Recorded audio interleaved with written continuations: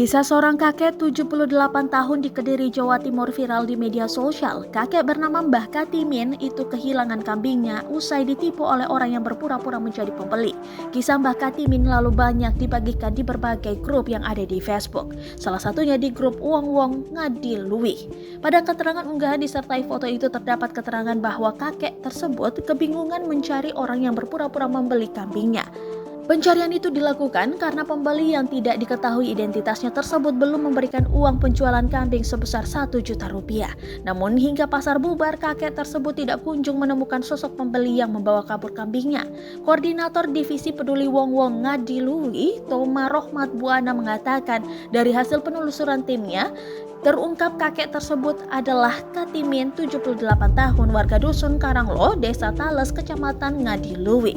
Kami sudah lakukan asesmen di rumahnya, ujar Toma dilansir dari kompas.com.